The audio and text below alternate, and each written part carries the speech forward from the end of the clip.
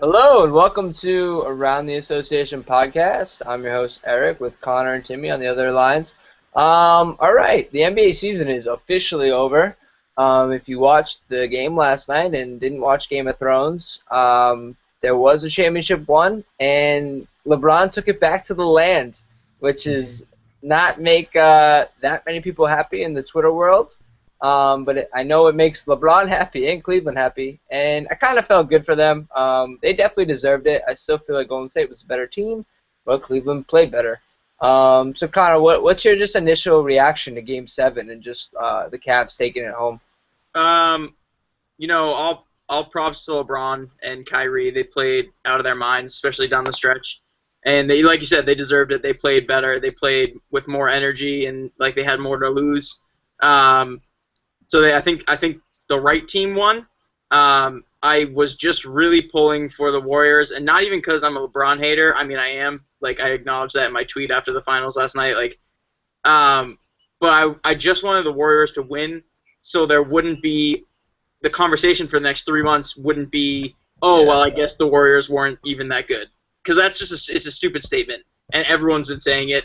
Felger and Maz, I know that's not a spot for some great NBA takes, but they were already on it saying, oh, Curry's soft, shouldn't have been unanimous MVP, he choked, which he did. He didn't play well, but I just wanted the Warriors to win to complete that season, mainly because I wasn't into basketball when MJ won 72 games and won the finals, and I think it would have been really cool to be like a part of the NBA community almost, watching the Warriors have the best season in the history of basketball. So I was really pulling for them. It was a bummer last night, but like Eric said, props to Cleveland for getting their first championship in 52 years. Yeah, I mean, I just agree with the fact that I wish both teams won somehow because you're right. I mean, regardless, the takes are going to be too hot and this is going to be stupid. Because, I mean, the Warriors had an incredible season, and so did Cleveland. Cleveland's a very good basketball team. Timmy, what do you got? I felt a wide range of emotions last night, both going into the game and following the game. I agree, and I had no, like, emotional tie to any Yeah, team. no, it was like, I mean, you only get so many Game 7s, and it's like, I That's mean, true. more than anything exciting, but it was just interesting, and like the hype going into it, I think for all of us at least, and anyone our age watching it was probably, could this be the most historic game that's, depending on how it plays out, could it be the most historic game that's taken place in our lifetimes? When that's an interesting question, and I still haven't digested the answer. But I mean, in terms of the quality of play, it was pretty much just as gross as the rest of the series.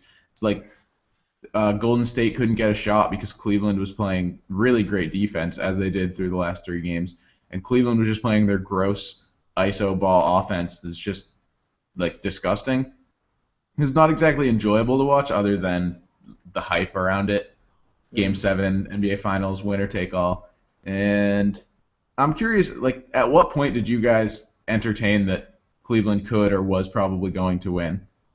when when Mo Spates missed that three when the buzzer went off, like I don't know. Yeah. In my mind, I just had the like I don't even think it was negative towards Cleveland. I just thought that Golden State couldn't lose. I don't know. And when that LeBron block happened, I was thinking, wow, that's gonna, like, if they win, like, that's gonna be everywhere for like 10 years because that was an unbelievable block. It ended momentum. It ended everything. Because after, like, no one was hitting a shot during that period, and then LeBron was just like, no, no, no, you're not even coming close to hitting a shot. Hmm. And you're right, though. It's just like I just didn't feel like Golden State was going to lose even, like, go back to the OKC series. I still didn't think they were going to lose. I just had in my mind this, I don't know what it is, like, and I was being naive, I guess. I just didn't think they were going to lose. And I still think they didn't lose. I don't know. It's weird. And Connor's right, because everyone's going to keep saying that they aren't that good of a basketball team because they didn't win the title. And it's not, you shouldn't be saying that. They had a phenomenal season. I think they kind of ran out of gas, and I think Cleveland played them better at their own game. And LeBron showed that he is still probably the best player in the NBA. Definitely. Yeah, and Tristan Thompson deserves a max, and Harrison Barnes doesn't. So I can't make fun of it. This series really showed me that I can't make fun of Cleveland anymore. Ty Lue is a great coach. He is a good coach. Tristan Thompson, I can't say anything about him anymore. I can't. He was amazing in this. I kind of want him on the Celtics. No, he was really, really good. I can't say anything about Kyrie anymore. I was crapping on him earlier. I can't say anything. What can I say? Timothy Mozgov is the worst. And I think Kyrie had as big of a chance for Finals MVP as LeBron did. I agree. Yeah. Just quick on that, I guess. LeBron obviously put up some ridiculous stat lines, but if you go back and look at it in Game 5, it wasn't LeBron in the fourth quarter that was putting the game away. I think Golden State cut it down to one or two possessions, and then Kyrie scored the next 9 points or something like that. So obviously LeBron's numbers are ridiculous, and what he did was ridiculous, leading both teams in points, rebounds, assists, all that stuff that he did. That's incredible. But I think Kyrie had a little bit more of an impact on changing the game with his scoring and his ability to just put the ball in the hole. And I think I don't know. Obviously they're going to go with LeBron because his numbers are historic, but Kyrie, they wouldn't have won that series if Kyrie didn't do what he did. Yeah. I mean, just to your point about it wasn't LeBron putting Game 5 away. It wasn't LeBron that put Game 7 away either. It was Kyrie's ridiculous three-point shot with however many seconds left that really ended up being the game-winning shot. Not to mention in the third quarter, the start of the third quarter, Golden State comes out of halftime 7-0 or up 7, I think, right? And then it was J.R. Smith and Kyrie that got them right into the game. J.R. Smith hit 2 threes. I think Kyrie hit a couple of buckets early, and they got them right back into it. And I don't think LeBron scored until late in the third quarter. One of the best things about Cleveland winning is their social media game has been fire, and J.R. Smith is an NBA champion, and that's the best thing that's ever happened to the casual NBA fan. I don't know if you guys saw those videos online, but they were pretty crazy. And I just think that the Cavs team is just a bunch of I don't know, they're just I just feel they're the worst. They're such a weird team. Kevin Love, I can't even, I just can't. Matthew Dellavedova was wearing a Hawaiian shirt at the club last night. I'm just thinking about Kevin Love and how much crap he's been through and how he won a title and how he can go to bed without having nightmares anymore. He was great. He was great last night. He was. I thought he did. What's that? 15 boards, all right? Yeah, wait. I actually had a good stat about Kevin Love that I wanted to read. No, they were plus something with him on the floor. I don't forget what it was. This is an article on Cleveland.com, which is I assumed it was their newspaper. I'm not actually sure if that's true, but no, it says, it's credible. It's credible. Yeah, no, it's definitely credible. It says, wow, where did it go? 19. Kevin Love had been a polarizing figure throughout the finals, but he had his most productive game on Sunday, and it was because of rebounding. He had 19 rebound chances and came up with 14 of them, including grabbing 10 of his 11 defensive rebound chances. Yeah, that's pretty good. Which, I mean, I feel you get Kevin Love for his offense, but you're expecting. If I had him on my team, I would want him for rebounds just as much as his offense, and he completely came through on that end last night. I'm gonna wrap up. I'm very impressed with Cleveland.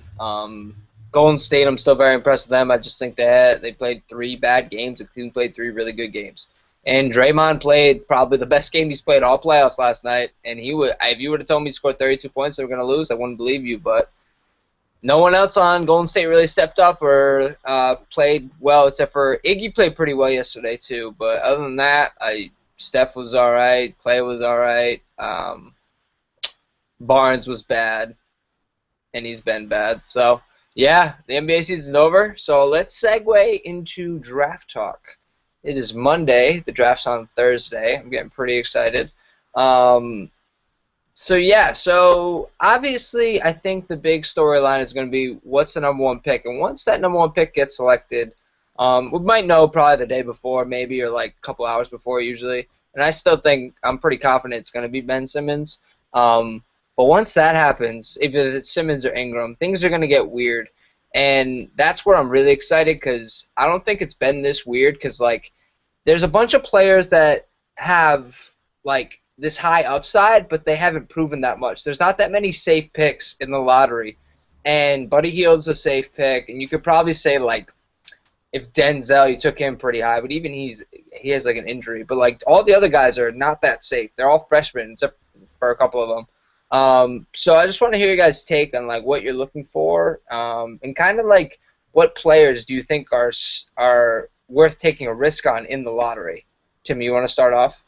Yeah, I mean, I would just add to your list there of kind of safe picks. I feel like Chris Dunn is a pretty safe Oh pick yeah, for I a forgot team about Dunn. That's a who safe pick. needs a point guard. But I feel like because of his age, he might end up falling. I still like, if he makes it, I like Chris Dunn for New Orleans. I feel like Oh, that'd be nice. fresh Yeah. point guard could work out very nicely there. Pretty close on the timeline with Anthony Davis, so that could be a really nice addition to their team. But other than that, I think it's going to come down to scouting because, like you said, it's all of these guys completely unproven. I mean, going down the list, you have Jaylen Brown, Dragon Bender, Jamal Murray, Marquise Chris. Like, did I just say 4 names, I think? My boy.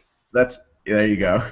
I mean, that's 4 guys with like 4, at least 3 of them are have freakish bodies to be freakish athletes, and I think it's just going to come down to upside and what scouts see in those guys, because I think those guys could be completely interchangeable in terms of where they're taken and what teams they go to. Yeah, I was just gonna say real quick that like, other than the Celtics, most of the teams in the lottery obviously are rebuilding and they want to get a pick that's gonna help them right away. And there's not many picks you can like confidently say like this player is gonna be in their rotation right away. Chris Dunn, probably. Buddy Hield, probably. And then the other guys are going to take some time. Dragan Bender is going to take some time. Chris, I love Chris. He's probably going to take a little time. Even Jaylen Brown. But it's just, it's going to be interesting because you're right, Timmy. It's going to be like, which risky pick do these teams value the most? Because there's not, I just, from after 2, it's going to be a bloodbath. And I don't know what's going to happen. And because that's why we were talking earlier, I think a lot of the second-round picks, like, those are interesting because there's a lot of 4-year guys, a lot of proven players, and I think people might take risks on them. Not risks. I mean, I think they might take, like, and use them in their lineup where these other guys they know are going to be projects. Connor, you want to add anything? I'm going to try and not talk about how freakish these NBA prospects' bodies are, like Timmy did. But to be honest, I mean, I like the draft, and I we all watch college basketball, and we start to figure out these players and these draft-eligible people and stuff like that. But I'm really looking for there to be just a lot of moves, lots of trades, lots of like legit already NBA players moved.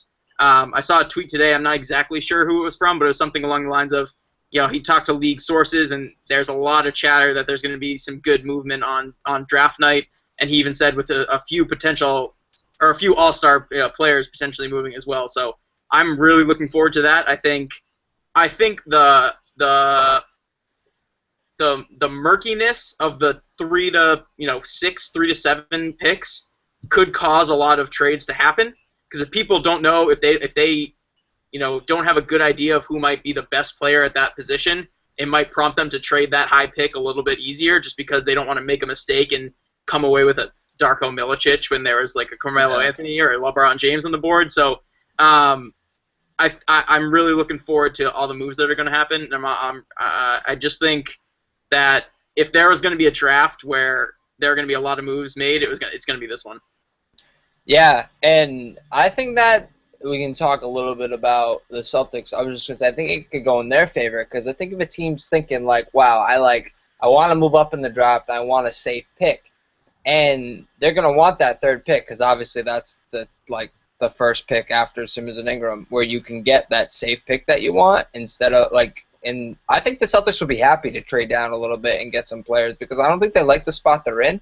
And I think we might see a lot of that as well, just teams trading down because they don't like the spot that they're in, where teams maybe in the 15 to 20 range or something want to take a risk on Marquise Chris at 4 or something like that, or Jaylen Brown. Because like we keep saying, there's just these picks. It's just so hard to predict. Like, the amount of times that I've written, this guy has so much potential, and I just, he could be a bust. Like, Marquise Chris can jump out the gym. Jaylen Brown has the body of any NBA player you want. Dragan Bender, I know nothing about other than that he's going to be really good, according to everybody. But it's just what are they going to do when they get here? That's why the draft is cool, and that's why it's fun right before free agency when actual players get traded that we know how they can play. And it's also interesting because you look back and you're like, wow, the Cleveland traded Andrew Wiggins for Kevin Love. How'd that work out? I know they won a title. I can't really say that anymore, but that could happen. Like, what if Jimmy Buckets gets traded for the next? I guess it wouldn't really matter, but I'm saying Jimmy Buckets gets traded for the next some great player or something. I don't know, or a star who it could happen. So yeah, there's definitely gonna be some trades, and I don't know who's gonna make the moves. I don't know. It's like I feel like it's a very easy well, two things, which will probably end up being like 8 things. I feel like there's a lot of pressure on the GMs in the 3 to 8 range because you think that you're picking the right guy, and then the guy who gets drafted right below him turns out to be the one with all the upside and turns into a star. That's a lot of pressure on you. Yeah. But I also think, like you were alluding to, Eric, it's a really easy draft for GMs, especially kind of desperate ones, to fall in love with a player. And I texted you guys this morning that it feels like the Justice Winslow situation is going to happen again, where one of these really great players who can A, has huge upside, and B, can contribute immediately on a good NBA team could easily end up falling to the 7, 8, 9, 10 range. Yeah, I mean, and it could happen about any of the players you talked about. I think Jaylen Brown could be like 10, and I think Chris could be like 12, and then it's just the ranges you see, like, everyone values every player so differently. There's not even close to consensus, because, like, no. And, like, it's crazy to think about. And I don't know, it would be really crazy if, like, the Lakers or the Sixers were like, nah, like, we love Marquise Chris. We're going to take him. You know, I'm telling you right now, Lakers brought Buddy Hield in for a second interview and a second workout. I'm going to predict this right now. If Ingram and Simmons, if either of them fall to 3, Jimmy Butler's coming to the Celtics. Because if they can package someone who they know is a potential all-star, either Simmons or Ingram, with someone like Bradley, maybe the 16, and like Jonas Drebko or something like that, or throw Terry Rozier in there, like that. If they know what they're getting, as opposed to having to take the 3 and maybe go with like someone like you said, someone who has a lot of upside but might be a bust. Yeah. I think if that falls, if that happens, it's going to happen. Jimmy Butler's coming to the Celtics if either of Ingram or Simmons fall to 3. I think I mostly agree. I think if one of those two guys did find his way to 3, I think some trade would happen. I can't say for sure it would be Jimmy Butler, but I mean, if you're Danny Ainge, do you make? I think he does make that trade in that situation. I don't know if I would make that trade because those guys both look like they could be big deals, I guess, in the NBA. But yeah, I think he's got a pretty proven track record of valuing current talent over upside. So. Well, I mean, it's just I think it would be coming down to, like, this is going to be one of the opportunities where we can actually get the star that we've wanted for the past, like, 3 years. And Ingram is very raw. I think if Simmons fell to 3, I think it's a whole different story because, like, I just think Simmons would be great on the Celtics. So would Ingram. But, yeah, no, Connor, I agree. I think the Lakers like Hield because he could obviously fit that shooting guard slot that Kobe was. And he kind of brings a little star power, especially if Simmons doesn't go too, because Ingram's kind of like Simmons has the Nike deal. Ingram's more like he's not out there as much, and Buddy's kind of like he's great interview. I think he'd be great in the LA media, but I'm also thinking, do the Lakers want to help out the Celtics? Like, do they like? I don't know, but that's just I don't know if that's like obviously true, but no, I mean I did read that they got him and they loved him and Buddy hit. I know this is a different thing. Didn't he hit like 85 out of 100 threes? I think that was with the Celtics, wasn't it? Yeah, I think that was with the Celtics, and Jamal hit 79 or something, which is, yeah. I just can't even imagine just watching that. It must be so boring, yet so mesmerizing. You guys saw that anytime we play pickup. That was me. You don't have to. You don't have to imagine it. That's what happened. Yeah, that's just a lie. If that could happen. I was actually like thinking. The Celtics can make the best offer for Jimmy Butler even if they don't get Ingram or Simmons. If they give him up that 3rd pick, I think they can give them a lot of things. I just don't think they should give up this year's Brooklyn and next year's Brooklyn because I think next year's Brooklyn could be better than this year's Brooklyn. True. Because next year's draft is going to be stacked, and Brooklyn's going to stink. Very true. So I don't know. I mean, if they want to do it, go for it. I think you're right though. I think giving up 2 Brooklyn picks is too much. Way too much. I think you could package some of our picks together that we have this year. It's like this year's the 3, the 16, maybe even the 23, and give up real players that could help the Bulls. Yeah. I don't know. I would stop. I think I would have to hesitate. I don't know if I would not do the deal altogether, but I would hesitate if there was another Brooklyn pick thrown in there. If it was just the 2 Brooklyn picks, sure. But if you want other players, no shot. Yeah. Can I read you guys this isn't expressly draft related because you would have to drop in the picks to make it work, but can I read you a trade that I saw today? Sure. Yes. Let me I just need to find it. That was pretty stupid of me to bring it up before I did. All right, I got it. Oh God. All right. So, the Chicago Bulls receive Amir Johnson, Avery Bradley, Jay Crowder, Marcus Smart. The New York Knicks receive Derrick Rose and R.J. Hunter. The Cleveland Cavaliers receive Carmelo Anthony, and the Celtics receive Kevin Love and Jimmy Butler. Oh, I'm all in. Wow. Yeah, that gives you Isaiah, Kevin Love, and Jimmy Butler. And that's without picks, like straight up with players, or you'd have to drop. I would assume that you would need to throw a pick to New York. Honestly, though, in that scenario, and I'm kind of probably spacing on some of the players, I think the Celtics would give up the most in that case, and I don't think they'd have to throw in any picks. They gave up a lot, pretty much their entire core. I don't know. The only flaw that I really see in it is the Knicks it's almost Derrick Rose straight up for Carmelo Anthony plus R.J. Hunter, which just doesn't really compute unless Carmelo wants out or something. Maybe Chicago would have to throw in their 14 into that scenario, something like that. Give them a lottery pick, like late lottery, but a lottery pick. Yeah, like that. Another thing that sucks is that I think Cleveland would destroy every team even worse. I think Melo would be awesome on Cleveland. Yeah, I know. I agree. The Hollinger analysis has Cleveland gaining 3 wins, the Knicks losing 8 wins, the Bulls losing 5 wins, and the Celtics gaining 8 wins. Oh, that's like a 2 or 3 seed. That's nice. Yeah. And then you sign KD after that. Exactly. I'm telling you, you pull off that trade. There's a good chance KD's gonna be a little bit more interested. Yeah. I thought about it today. I was like, wow, maybe KD is just gonna join Golden State to go revenge on LeBron.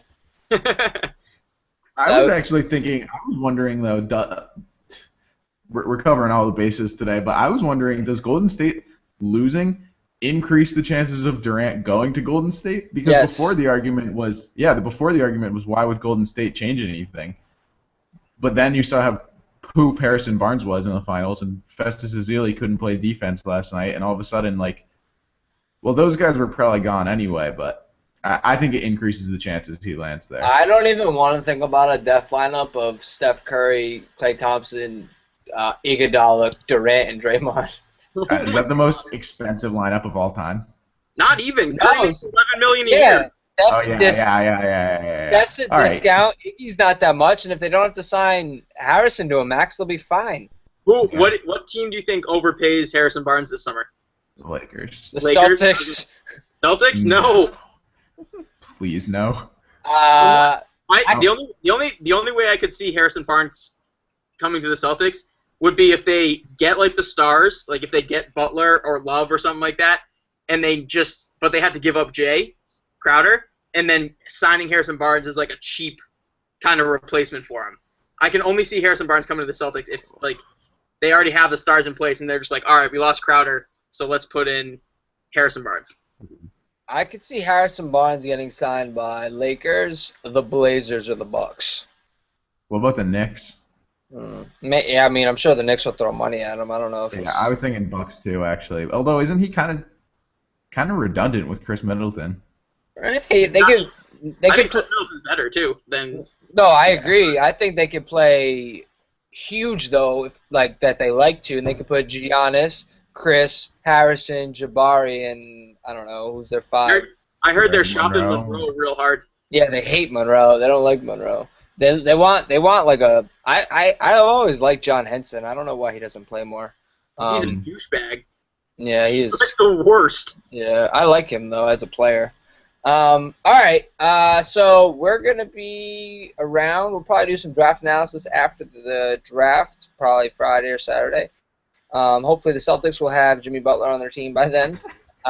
Probably not though. They'll probably have Dragan Bender. So we'll all Oh man. we'll all be watching YouTube late Thursday night, just praying. So yeah, that's the thing. That's the thing about the draft, man. The draft could end your dreams. I remember last year as Oh my God. As a Celtics fan, when they took Terry Rozier and Bobby Portis was on the board, That was the worst. I was like, what are you doing? That was one of the saltiest moments of my summer for sure. I was with my buddies and I've never seen him so angry to get I didn't even know that was an option. I thought he was like, I don't know. He wasn't. He was late first round, early second round. Mhm.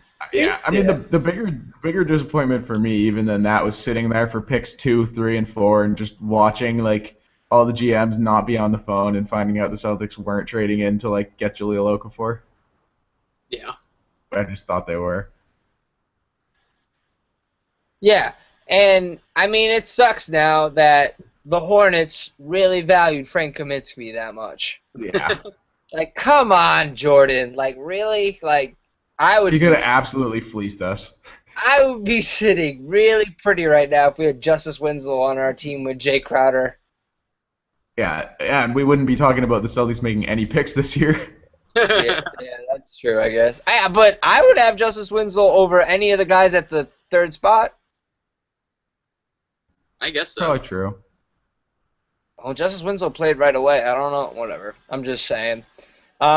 Yeah, so that was last year's draft was awful. The lottery sucked this year. I mean, I guess we didn't get screwed. We got what we deserved, but still kind of sucked. We got Jordan Mickey last year. That's good.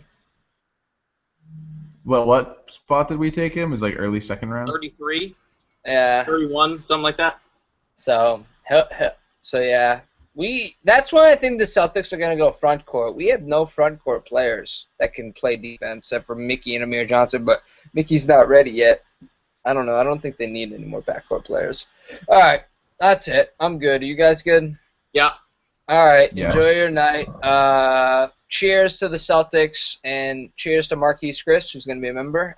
If we don't trade, which we probably will. Hopefully some craziness. I always like the draft when it's crazy. Hey, Yeah. I want to watch out for San Antonio trying to come in the late. You guys see that?